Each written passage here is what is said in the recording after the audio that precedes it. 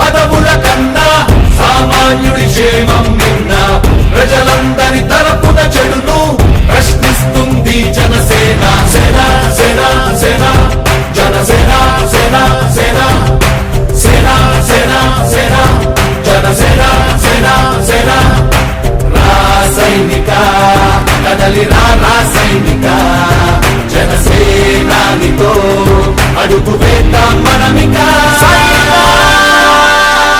Janasena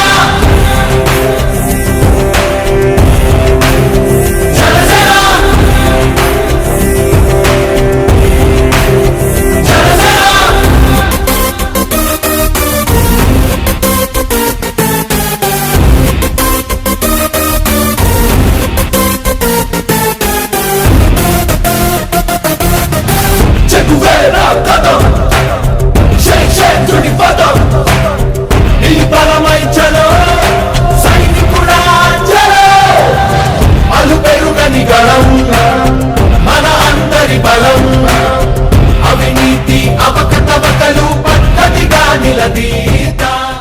morning నుంచి ఇక్కడ wait చేస్తున్న మీడియా మిత్రులందరికీ నేను మనస్ఫూర్తిగా ధన్యవాదాలు తెలుపుకుంటున్నాను. సో మీ సహకారం లేకపోతే మా మాటలు వాళ్ళకి చేరవు. సో అది చేరించేది మీరే కాబట్టి డెఫినెట్గా మీ మీడియా మిత్రులందరికీ నేను మనస్ఫూర్తిగా ధన్యవాదాలు తెలుపుకుంటున్నాను. అలాగే ఈరోజు ఇక్కడ మన స్టేజ్ పైన ఉన్న నాయకులందరికీ, రాష్ట్ర నాయకులందరికీ, శంకర్ గారికి, సాగర్ గారికి, గణేష్ గారికి, మన సుధాకర్ గారికి, సతీష్ రెడ్డి గారికి, సంపత్ గారికి, అందరికీ పేరు పేరున అందరికీ ధన్యవాదాలు తెలుపుకుంటున్నాను. సో ఈరోజు నేను ముందుగా చెప్పేది ఏంటంటే, జనసేన పార్టీ అనేది తెలంగాణలో పుట్టిన పార్టీ. 2014లో హైదరాబాద్ భాగ్యనగరంలో జనసేన పార్టీ అనేది పుట్టింది. తెలంగాణ పార్టీకి స్ఫూర్తి మీ అందరికీ తెలుసు. తెలంగాణ పోరాటమును స్ఫూర్తిగా తీసుకొని మన అధ్యక్షులు పవన్ కళ్యాణ్ గారు తెలంగాణ పార్టీ స్థాపించారు. దాని తర్వాత మన జర్నీ ఎలా సాగిందో మీ అందరికీ తెలుసు. ఈరోజు ఒక రాష్ట్రంలో డిప్యూటీ సీఎంగా 100% స్ట్రైక్ రేట్తో ఉండి అతను తీసుకున్న పంచాయతీ శాఖలో ఇండియాలో నెంబర్ 1 స్థానానికి తీసుకెళ్లాడు. పంచాయతీ శాఖని 2 సంవత్సరాల్లో 6728 కిలోమీటర్ల రోడ్ చేసిన ఘనత ఇండియాలోనే ఒక పవన్ కళ్యాణ్ గారికి దక్కింది.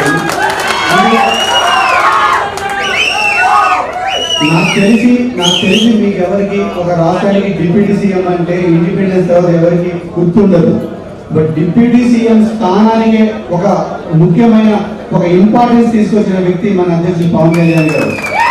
ఈ రోజు అదే స్ఫూర్తితో తెలంగాణలో మనం ముందుకెళ్ళాలని మన జూన్ 2న మన సభ క్యాన్సిల్ అయింది. తర్వాత ఏం జరిగిందో మీకు తెలుసు. వివిధ పరిణామాల తర్వాత అంతకు ముందు ఉన్న దానికంటే రెట్టింపు ఉత్సాహంగా మనం ముందుకెళ్తున్నాం. కరెక్ట్గా 40 రోజుల్లో మన సభ క్యాన్సిల్ అయిన 40 రోజుల్లో మనం హైదరాబాద్లో మన main party central office open చేస్తున్నాం. తర్వాత ఈరోజు కొత్తగూడెం, నేను పుట్టిన కొత్తగూడెంలో ఇక్కడ మన శ్రీనివాస్ గారి ద్వారా పార్టీ ఆఫీస్ ఓపెన్ చేయడం నాకు నిజంగా చాలా సంతోషంగా ఉంది. నిజంగా నేను కోరుకుంటున్నాను, నాకు ఆ శ్రీరాముడి అండదండలు ఉన్నాయి కాబట్టి నా జర్నీ ఇక్కడ పుట్టిన నేను మళ్ళీ ఇక్కడి నుంచే మళ్ళీ స్టార్ట్ అవుతున్నాను. మీ అందరి ఆశీస్సులు ఉంటే ఇదే ఖమ్మం పార్లమెంట్లో కూడా పోటీ చేయడానికి నేను ట్రై చేస్తాను. మీ అందరి ఆశీస్సులు ఉండాలి నాకు. ఈరోజు మనం మాట్లాడుకోవాల్సింది ముఖ్యంగా మనం శ్రీనివాస్ గురించి మాట్లాడుకోవాలి. దానికి ముందు నేను ఒక విషయం చెప్పాలనుకుంటున్నాను. అధ్యక్షుల వారు కామన్ ప్రొటెక్షన్ ఫోర్స్ అని పెట్టినప్పుడు ఆయనతో ఉన్న అతి కొద్ది మంది ఒక 4-5 వ్యక్తుల్లో శంకర్ గౌడ్ గారు ఉన్నారు. శంకర్ గౌడ్ గారు ఇంకా శంకర్ గౌడ్ గారితో పాటు రాజలింగం గారు, మహేందర్ రెడ్డి గారు కొంతమంది వ్యక్తులు ఉన్నారు. బట్ శంకర్ గారు ఏంటంటే ఆయనకి పొలిటికల్ గా చాలా నాలెడ్జ్ ఉంది. ఆయన కావాలనుకుంటే బీజేపీలో ఈ రోజు ఒక మినిస్టర్ అయిపోయేవాడు. బట్ వెళ్ళలేదు. ఆయన చాలా మంది ఇన్సల్ట్ చేశారు. ఏముంది ఇక్కడ ఈ పార్టీలో ఏముంది, ఎందుకున్నాం, అయినా సరే ఏదో ఆయనకున్న డబ్బులో కొంచెం ఖర్చు పెట్టుకుంటూ రకరకాల పోరాటాలు చేసుకుంటూ అలా ముందుకు తీసుకొచ్చాడు పార్టీని. బట్ ఆ రోజు వాళ్ళందరూ చేసిన త్యాగమే ఈ రోజు మనం ఇక్కడ నిల్చొని మాట్లాడుతున్నాం. దీనికోసం మాకు మళ్ళీ ముందుకు వచ్చిన మన సాగర్ గారు, ఆయన సినిమా ఫీల్డ్ నుంచి అన్ని వదిలేసి ముందుకు వచ్చాడు. సినిమాలు కూడా ఆపేసి వచ్చాడు. బట్ మేము చెప్పాను, లేదు మీరు మూవీస్ చేస్తూనే పార్టీలో ఉండండి అని.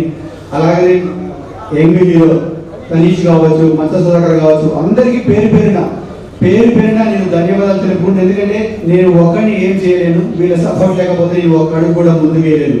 నేను వేసే ప్రతి అడుగులో వాళ్ళకి కనిపించినా కనిపించకపోయినా వాళ్ళ శక్తి వాళ్ళ శ్రమ 100% ఉంది. ఇది నా ఒక్కడిది కాదు, ఇది మా అందరిది సమిష్టి కృషి. ఇది అందరూ గుర్తుపెట్టుకోవాలి. ఈ రోజు 2014 నుంచి పార్టీని నమ్ముకొని ఇక్కడ ఎంతో మంది సాధకులు ఉన్నారు, ఎంతో మంది ఉద్యోగులు ఉన్నారు. వాళ్ళందరి శ్రమ, వాళ్ళందరి త్యాగమే ఈ రోజు ఇక్కడ ఒక పార్టీ ఆఫీస్ ఓపెన్ అయింది. సో పేరు పేరున వాళ్ళందరికీ నేను మనస్ఫూర్తిగా ధన్యవాదాలు తెలుపుకుంటున్నాను. దాని తర్వాత మనం మాట్లాడుకోవాల్సిన ముఖ్యం ఏంటంటే 1982లో ఎన్టీఆర్ గారు పార్టీ స్థాపించినప్పుడు, అంటే మనం ఒకే భాష మాట్లాడే తెలుగు వారి ఆత్మగౌరవంతో ఆయన ఆ రోజు పార్టీ స్టార్ట్ చేశారు 1982లో. చేసినప్పుడు ఆయన ఏ విధంగా అయితే ఎమ్మెల్యేలని పిక్ చేసుకున్నాడు, అంటే ఒక ఇంటెలెక్చువల్స్ని, ఒక డాక్టర్స్ని, ఒక లాయర్ని ఇలా పిక్ చేసుకుంటూ వెళ్ళాడో ఈ రోజు అది చేయగలిగిన సత్తా ఒక జనసేన పార్టీకి మాత్రమే ఉంది. మనం 2028లో రాబోయే ఎన్నికల్లో మనం అదే విధంగా ముందుకెళ్ళబోతున్నాం. ఎందుకంటే మన దరిద్రం ఏంటంటే విద్యాశాఖ మంత్రికి విద్య ఉండదు, శిశు సంక్షేమ శాఖ మంత్రికి మర్డర్ కేసులు ఉంటాయి. అంటే సమాజం ఎక్కడికి పోతుందో కూడా మనకి అర్థం అవ్వట్లేదు. దానికి మనం స్వస్తి చెప్పాలి అంటే అది జనసేన పార్టీ వల్లనే అవుతుంది. 100% ఇంటలెక్చువల్స్ తో తీసుకొని యంగ్ పొలిటీషియన్స్ ని బిల్డ్ చేసుకొని మేము ముందుకెళ్తాం. ఇప్పటి వరకు ఉన్న సోకాల్ పొలిటీషియన్స్ తో కాకుండా ఏదైనా ఒక సేవ చేసి ఏదైనా ఒక మార్గంలో తీసుకొని ఒక చదువుకొని ఆ పర్టికులర్ సబ్జెక్ట్ పైన నాలెడ్జ్ ఉంది ఇటువంటి వాళ్ళని మేము పిక్ చేసుకుంటూ ముందుకెళ్తున్నాం. దానిలో భాగంగానే ఈరోజు శ్రీనివాస్ గారు హెల్త్ డైరెక్టర్ గా ఎంత సేవలు అందించారో మీ అందరికీ తెలుసు. ఆయన్ని కోవిడ్ హీరో అంటారు అందరూ. ఎందుకంటే కోవిడ్ టైంలో ఇక్కడ ఉన్న తెలంగాణలో ప్రతి ఒక్క కోవిడ్ పేషెంట్ కూడా ఆయన వల్ల ఏదో ఒక రకంగా హెల్ప్ తీసుకున్న వాళ్ళే. ఈ రోజు ఒక వ్యక్తి ఆయన జాబ్కి రిజైన్ చేసి 70,000 ఫ్యామిలీకి ఏదో రకంగా సామాజిక సేవ డైరెక్ట్ గా ఇండైరెక్ట్ గా చేయడం అనేది అంత అదేం ఒక చిన్న స్మాల్ థింగ్ కాదు. అటువంటి చేసిన వ్యక్తి మా పార్టీ సిద్ధాంతాలు నచ్చి, మా అధ్యక్షుల వారి సిద్ధాంతాలు నచ్చి మా పార్టీలోకి రావడం మా అదృష్టంగా నేను భావిస్తున్నాను. సో డెఫినెట్ గా మా మొదటి విజయం కొత్తగూడెంలోనే రిజిస్ట్రేషన్ చేసుకున్నది. దానికి పవన్ కళ్యాణ్ గారు కూడా ప్రత్యేకంగా ఇక్కడికి వచ్చి సభ పెట్టి ఇక్కడ రోడ్ షో చేసి ఆయన గెలిపించుకునే విధంగా మేము ముందుకెళ్తాం. ఇక్కడ నుంచి స్టార్ట్ అయిన మా జర్నీ శ్రీరాములు వారి ఆశీస్సులతో అసెంబ్లీ గేట్ వరకు వెళ్తుందని చెప్పి నేను మనస్ఫూర్తిగా చెప్పుకుంటున్నాను.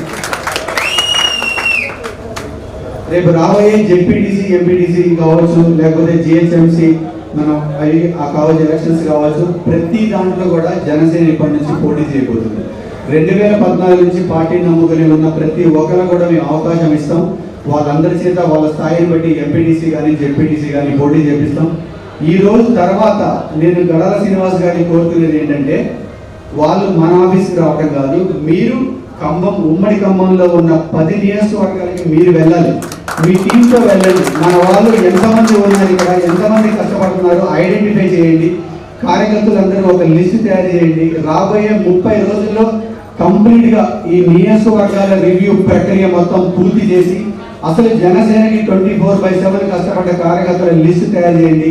వాళ్ళని దృష్టిలో పెట్టుకొని ఈ రోజు ఉన్న 100 రేపు 1000 కావాలి, 1,00,000 కావాలి. ఈరోజు ఉమ్మడి ఖమ్మం జిల్లాలో 15,000 మంది ఉద్యోగులు ఉన్నారు, ఒక 200 మంది సాధకులు ఉన్నారు. వీళ్ళు వెళ్ళి ప్రతి ఒక్కరితో జనసేన సభ్యత్వం చేయించారు. దానికి మా అధ్యక్షుల వారికి ఇచ్చేది ఏంటంటే ఒక 5 లక్షల రూపాయల బీమా ఇస్తున్నారు, యాక్సిడెంట్ బీమా.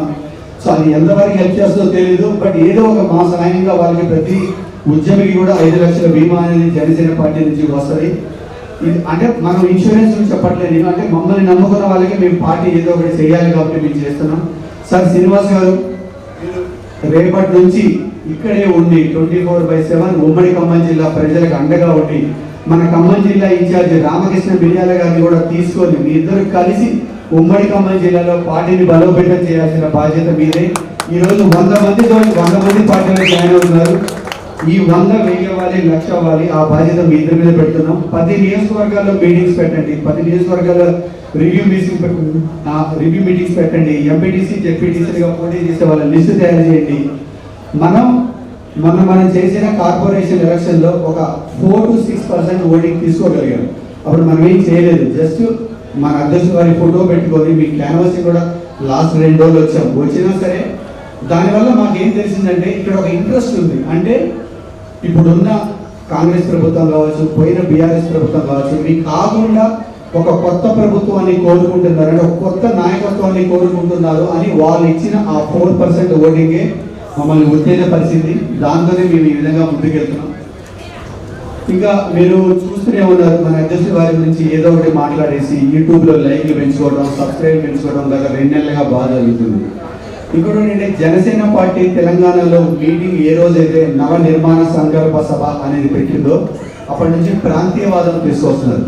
మీరందరూ తెలుసుకోవాల్సింది ఏంటంటే జనసేన ఉన్న సిద్ధాంతంలో ఒక సిద్ధాంతం మనది ప్రాంతీయవాదమే, అంటే జాతీయవాదాన్ని మరవని ప్రాంతీయవాదం.